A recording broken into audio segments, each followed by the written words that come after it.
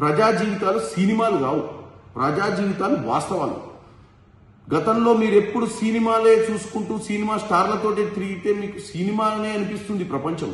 అందుకే ఏ సభలో చూసినా మీరు సినిమా ఫ్లాపు, ఇంటర్వెల్ దాకా అయింది, ఈ ఇంటర్వెల్ తర్వాత చూపిస్తాం, ఇప్పుడు అర్జున్ రెడ్డి సినిమా గుర్తుకొస్తుంది, నీకు ఇంకేమేమి గుర్తుకొస్తున్నాయో మాకేం తెలుసు. కాబట్టి కేటీఆర్ గారు, మీరు ఒక బాధ్యత గల ఎక్స్ మినిస్టరు, ఒక ముఖ్యమంత్రి కొడుకు, రానున్న రోజులలో ఏదో నాయకుని కావాలని తాతాలాడుతున్నావు.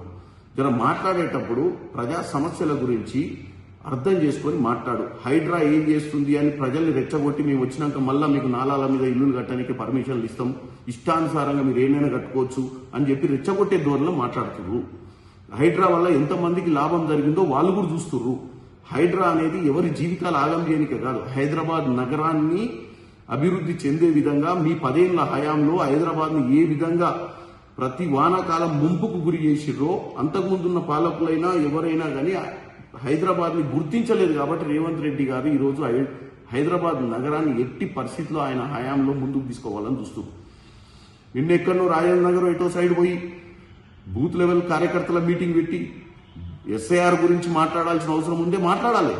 ఇలా బీజేపీ ఈరోజు దేశవ్యాప్తంగా ఏ విధంగా ఓట్ చోరీ, సీట్ చోరీ చేస్తుందో దాని గురించి మాట్లాడకుండా మీరు ఎట్టాగో బీజేపీకి బీటీమే అని చెప్పి ఉన్న రాష్ట్రంలో ఉన్న మంచి చేస్తున్నటువంటి ప్రభుత్వాన్ని నిందలేయడం ప్రజలు గమనించాలి. ఈ కేటీఆర్, హరీష్ రావు రోడ్ల మీద తిరిగి ఇష్టానుసారంగా మాట్లాడుతున్నారు. వాళ్ళ మాటలు మీరు వినండి, ఎక్కడైనా వాళ్ళకి చిత్తశుద్ధి ఉందో లేదో మీకు తెలుస్తుంది.